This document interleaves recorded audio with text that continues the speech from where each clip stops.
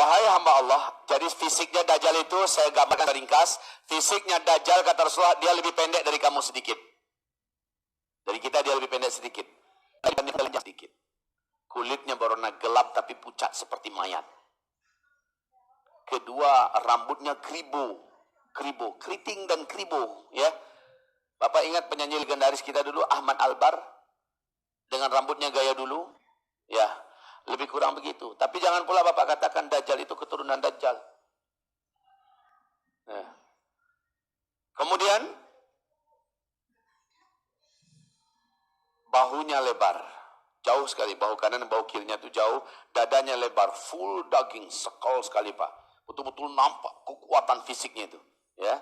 Bukan gendut begadoyok, tapi benar-benar sekal, macam hul. Kedua bola matanya kata Rasulullah, nah ini yang diingat baik-baik. Kedua bola matanya menyembul keluar. Kedua bola matanya menyembul keluar. Hanya saja bola matanya kanan tertutupi oleh daging kening yang meleleh, menutupi, dan ujung daging kening meleleh itu nempel di pipi. Sisa daging kening meleleh itu bergelantungan seperti dahak atau seperti jengger ayam, menjijikkan. Sementara tonjolan begitu nampak. Sementara matanya sebelah kiri berkabut dan hitam warna bola mata kita nih, yang hitam nih, kalau dia berwarna hijau kaca berkabut. Di antara kedua alisnya, khusus bagi orang beriman, Allah izinkan dia bisa membaca kafaro, artinya kafir. Tapi orang-orang yang Islam tapi tidak beriman, orang Islam tapi munafik, orang Islam ahli maksiat, dia tak mampu membaca apa-apa. Walaupun kita tidak pandai baca Arab, baca Al-Quran, tapi kita ada iman di dalam hati kita. Alhamdulillah kita tidak terhitung maksiat, ahli orang munafik di mata Allah, maka kita insya Allah diizinkan Allah bisa membaca itu kafara. Dan Dajjal ketika berjalan kata Rasulullah, kedua mata kakinya saling berjauhan, kedua jempol kakinya saling berdekatan. Nah, kebayangkan bentuk jalannya? Sempurna nggak jeleknya tuh? Jelek. Tetapi kata Rasulullah, kemanapun Dajjal masuk, di negeri manapun Dajjal datang, wanita-wanita tercantik di daerah itu akan mengurumuni Dajjal dan menjadi pelayan-pelayan seks Dajjal. Ya, wanita cantik yang ahli maksiat, bukan wanita cantik beriman. Bapak ganteng-ganteng, istrinya pas-pasan. Lah Dajjal itu Masya Allah, na'udzubillah, jeleknya minta ampun. Perempuan yang didatanginya, yang mendatanginya, cuantik.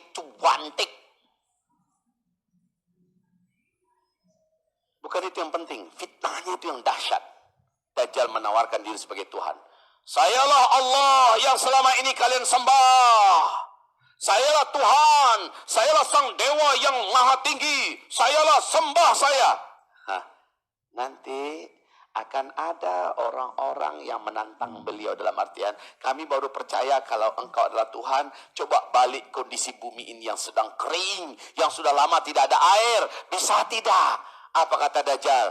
Kalau saya lakukan, kalian percaya? Kalian beriman saya adalah Tuhan kalian? Ya, kami baru beriman, kami baru percaya. Maka Dajjal pun mempersilakan, lihat oleh kalian langit.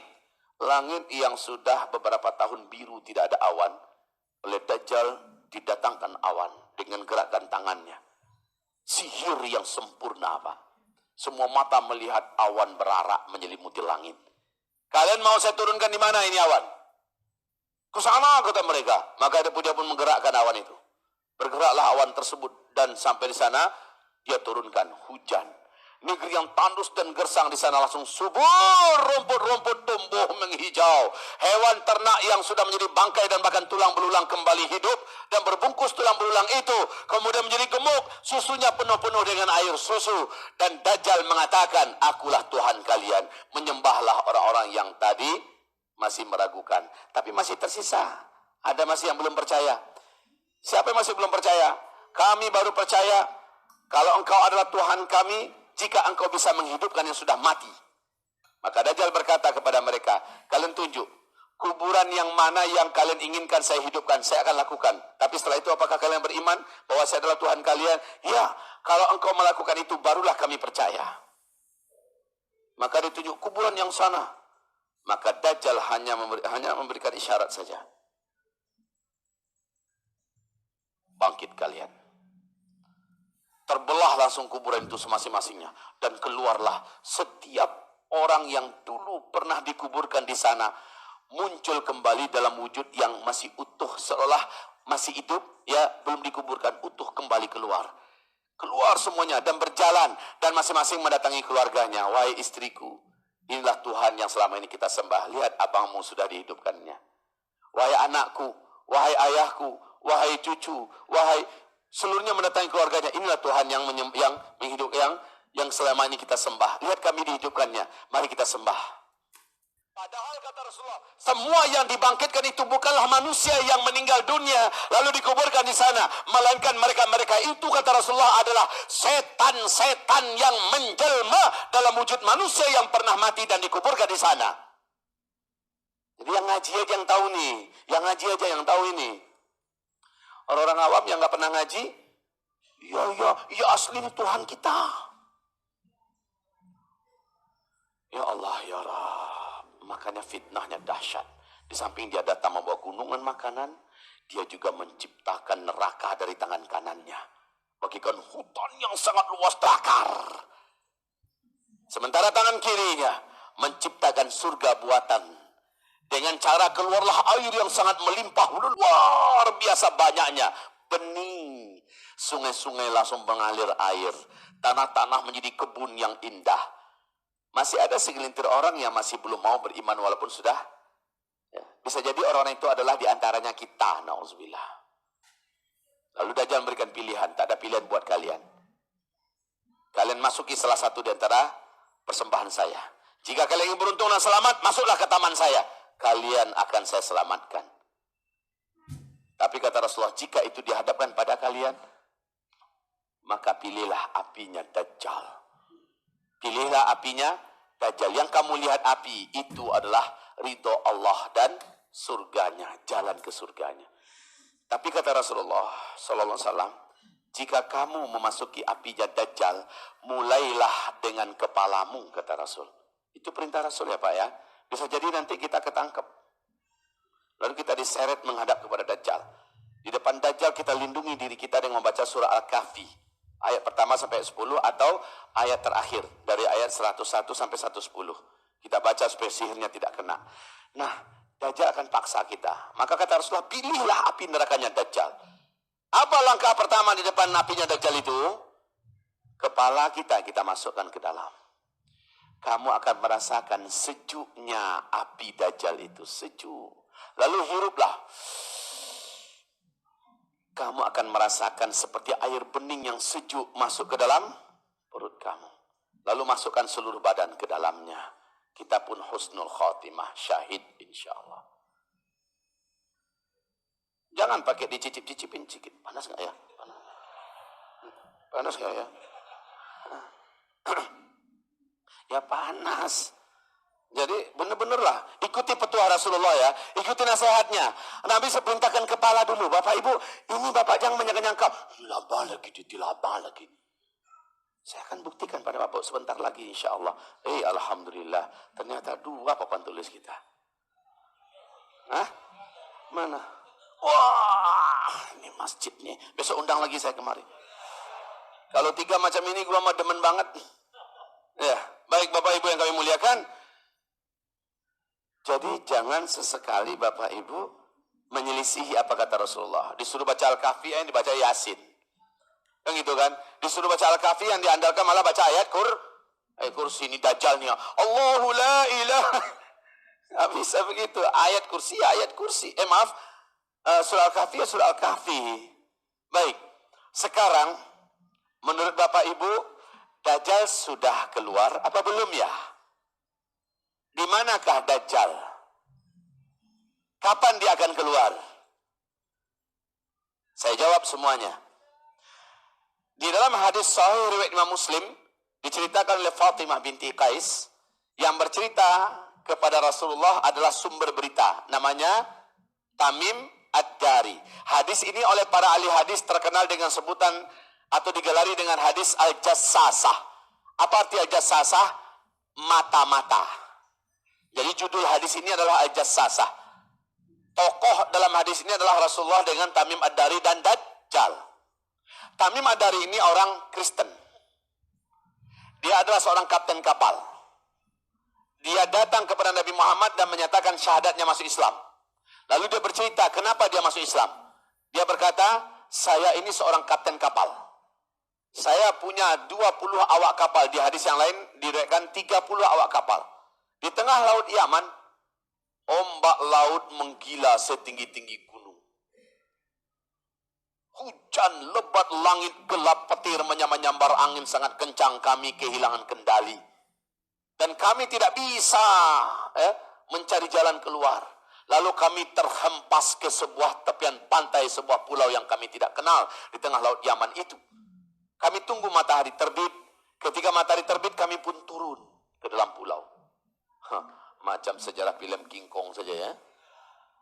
Kami turun. Kami dapati pulau itu lebat sekali hutannya. Ketika kami baru saja hampir di tengah-tengah pulau, tiba-tiba kami dicegat oleh seekor binatang besar berkaki 4. Berbulu hitam sangat tebal dan sangat lebat bulu itu. Saking tebal dan lebatnya bulu hitam binatang ini, kami tak mampu membedakan mana kepala dan mana pantatnya. Kalau kaki nampak, kan dari kaki 4 katanya, berarti nampak.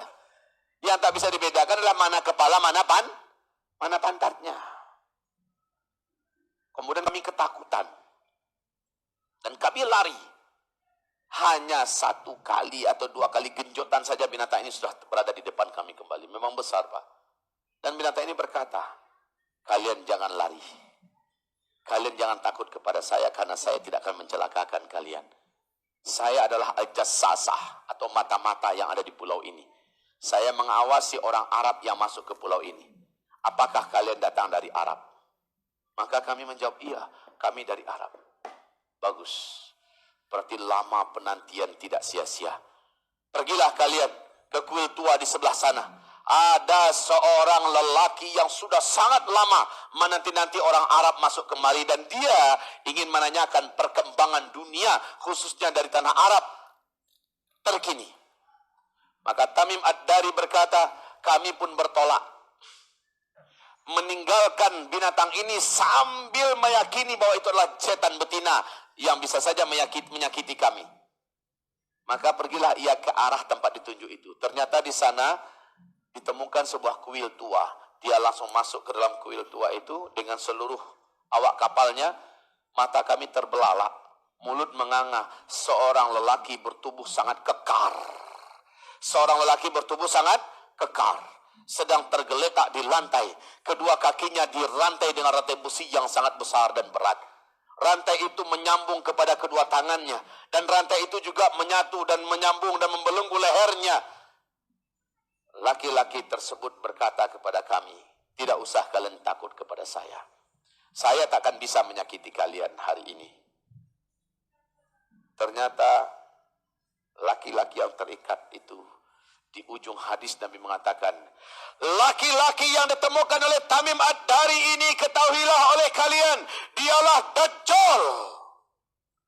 Berarti Dajjal saat itu sudah seorang laki-laki sedang terikat dengan rantai besi yang berat.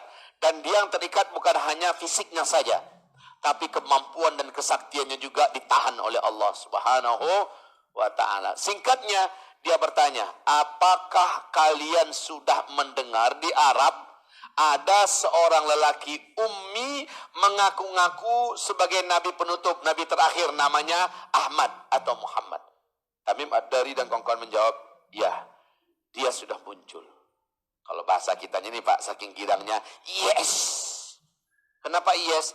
Berarti janji Allah kepada lepasnya Dajjal ini sudah dekat.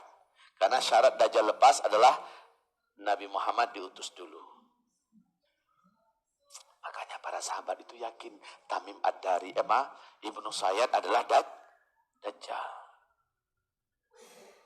Lalu dia bertanya tentang tanda-tanda saya dilepaskan dari borgol ini, dari rantai-rantai ini adalah ada 3. Dan 3-tiganya itu di Palestina, wahai Bapak Ibu. Di mana? Nanti tolong dilihat di muka mungkin ada buku judulnya Ensiklopedia Akhir Zaman oleh Syekh Dr. Muhammad Ahmad Al-Mubayyad. Coba perhatikan di buku itu ada uraian detail sekali tentang masalah Dajjal. Ini dalil-dalilnya semua diceritakan Nabi. Coba lihat.